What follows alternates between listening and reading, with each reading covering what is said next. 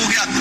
ये स्थिति बनी हुई है, मतलब पीएससी सीएससी से भी बदतर स्थिति मेडिकल कॉलेज की बनी हुई है धरातल पे अंदर। बिरसा मुंडा जी चाहते क्या थे, उनके विचार क्या थे, उनके उद्देश्य क्या थे? जल जंगल जमीन का बात करते थे, अबुआ दिसम अबुआ राज की बात करके गए थे वो, लेकिन आज क्या हो रहा है? जल जंगल जमीन उद्योगपतियों को दिया जा रहा है भेंट में और वहां पर खत्म किया जा रहा है। धन्यवाद सभापति महोदय।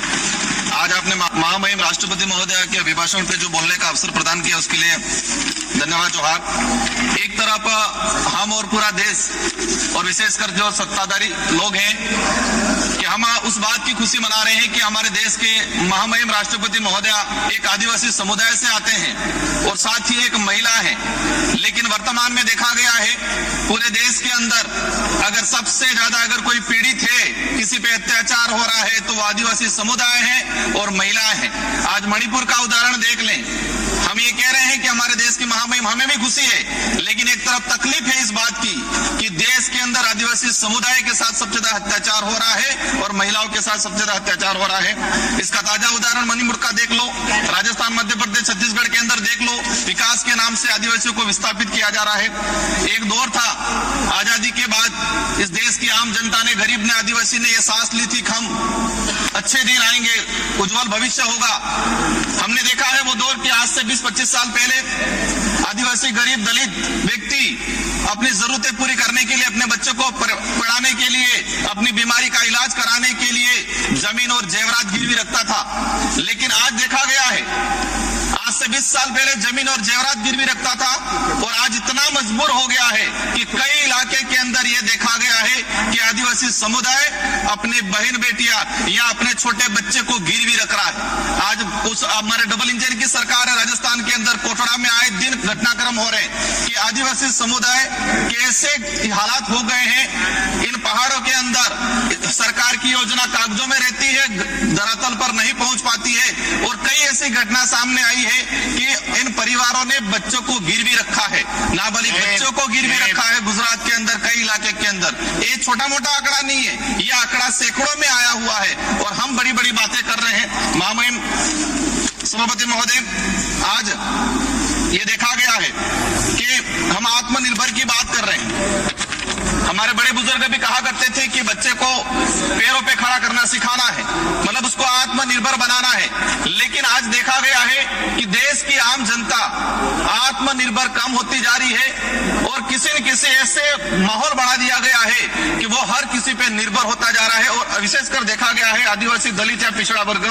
माननीय सभापति महोदय, अभिभाषण के दौरान आदिवासी इलाके के अंदर 30 मेडिकल कॉलेज की बात हुई, अच्छी बात है, हम भी चाहते हैं, लेकिन इन मेडिकल कॉलेज के धरातल पे स्थिति क्या है? कई ऐसे केस आए हैं, एक डिलीवरी महिला उस मेडिकल कॉलेज में जा रही है, सोनोग्राफी के लिए चिट्ठी लिखवा रही है और उसका नंबर आ रहा है 1 महीने बाद, तब तक तो बच्चा पैदा हो रहा है और बच्चे का नामकरण भी हो रहा है, तब तक नंबर आ रहा है। कई ऐसे केस आए, हमारे डूंगरपुर का केस आया था कुछ समय पहले, जब व्यक्ति गया इलाज के लिए, उसका नंबर आया 1 महीने बाद और तब तक उसका अंतिम संस्कार हो गया था। ये स्थिति बनी हुई है, मतलब पीएससी सीएससी से भी बदतर स्थिति मेडिकल कॉलेज की बनी हुई है धरातल पे अंदर। अगर हम जाएंगे वहां, मैं खुद सांसद हूं, मैंने कई विजिट किया, मेरे वहां संसदीय क्षेत्र बांसवाड़ा डूंगरपुर में, जमीन नहीं मानता वहां जाने का, क्योंकि ऐसी हालात बनी हुई है, ये पड़े रहते हैं लोग, नंबर नहीं आता है, जांच नहीं हो पा रही है। तो हम चाहते हैं कि जो योजना है उसको धरातल पे इंप्लीमेंट किया जाए। माननीय सभापति महोदय, आयुष्मान कार्ड की बात की गई, अच्छी बात है, होना चाहिए, लेकिन देश के अंदर ऐसे कई किस्से आए हैं पिछले 2-3 सालों के अंदर कि दवाई का पैसा नहीं मिलने से अपने परिवार की पालन नहीं कर पाया, वो इलाज नहीं करा पाया तो आत्महत्या की गई है।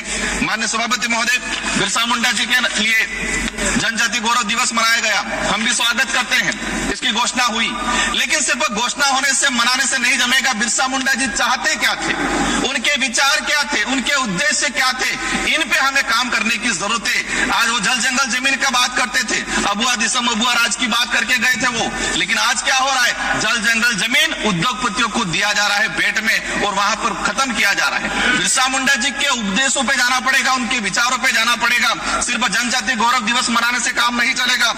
माननीय सभापति महोदय, हमने देखा गया है, एक बात सामने आई अभी जनगणना को लेके, एक बात ये समझ में नहीं आ रही, और ये मैं नहीं बोल रहा हूं कि आम जनता बोल रही है, देश की जो विवेकशील है क्या बोल रही है कि सरकार व मीडिया के पास कुंभ में कितने लोगों ने डुबकी लगाई उसका आंकड़ा है, लेकिन मरे कितने उसका आंकड़ा नहीं। मतलब डुबकी लगाई 30 से 35 करोड़ लोगों ने, 30 से 35 करोड़ लोगों ने, वो आंकड़ा है, लेकिन मरे कितने लोग हैं, घायल कितने हैं, किस राज्य से कितने लोग हैं, यह आंकड़ा अभी तक सामने नहीं आ पाया है। माननीय सभापति महोदय, जल जीवन मिशन की बात हुई, जल जीवन मिशन से हमें भी लगा, लेकिन मैंने इसी सदन में क्वेश्चन लगा के निकलवाया है कि आदिवासी बाहुल्य क्षेत्र के अंदर, मैं मेरे संसदीय क्षेत्र की बात करूं, जल जीवन मिशन में हमारा जो जैसे जिला आता है प्रतापगढ़ 30% उपलब्धियां प्राप्त हुई, उदयपुर में 31%, डूंगरपुर के अंदर 27% और बांसवाड़ा में 24%, मतलब 24% घरों तक नल पहुंचाने के लिए अभी तक टारगेट ट्राइबल इलाके के अंदर हुआ है, जो भी कागजों में, लेकिन धरातल पे स्थिति कुछ और है। माननीय सभापति महोदय, हमारा वहां पर करणा बैक वाटर सरकार में हमने सेंक्शन कराया था, लेकिन उसका आज तक वर्क ऑर्डर नहीं किया। एक मिनट का सर रहा है, आज देखा गया है ये देश तब महत्वपूर्ण या तब मजबूत रहेगा जब इस देश के अंदर रहने वाला प्रत्येक धर्म, प्रत्येक जाति के अंदर भाईचारा रहेगा। राजस्थान के अंदर धर्मांतरण को लेके एक विधेयक आया, हम चाहते हैं शांति से रहना चाहते हैं, हम नहीं चाहते कि आदिवासी को आदिवासी से लड़ाया जाए। नहीं बोलना चाहते Owaisi ji please, Owaisi ji please. Sir हकीकत ये है, मैंने ये ऑथेंटिक आंकड़े के साथ बोल रहा हूं कि जिस स्कूल के अंदर आज से 10 साल पहले सरकारी स्कूल में 200 बच्चे पढ़ रहे थे, उसी स्कूल में आज 50 बच्चे पढ़ रहे हैं। ट्राइबल इलाके के अंदर 3 क्लास के बच्चे एक रूम में बैठ रहे हैं, किस क्वालिटी का एजुकेशन जा पाएगा। मैं आपके माध्यम से सरकार से यही अनुरोध करना चाहूंगा, हमें कुछ नहीं मिले चलेगा, गरीब आदिवासी दलित को अच्छा एजुकेशन, अच्छा हेल्थ मिलना चाहिए, वो अपने आप सारी चीजें कर लेगा। इन्हीं शब्दों के साथ धन्यवाद, आभार, और विशेषकर मंत्री जी का। जोहार साथियों, मैं मीडिया प्रभारी भारत आदिवासी पार्टी का छोटू पटेल। भारत आदिवासी पार्टी की तमाम खबरें, तमाम जानकारियां, राजकुमार रोध की तमाम जानकारियां, तमाम खबरें देखने के लिए अभी तक इस न्यूज चैनल को सब्सक्राइब नहीं किया तो सब्सक्राइब करके जरूर से घंटी ऑन करके रखिएगा। यह चैनल भारत आदिवासी पार्टी का न्यूज चैनल है और इसी चैनल के माध्यम से आपको भारत आदिवासी पार्टी की खबर देखने को मिलेगा।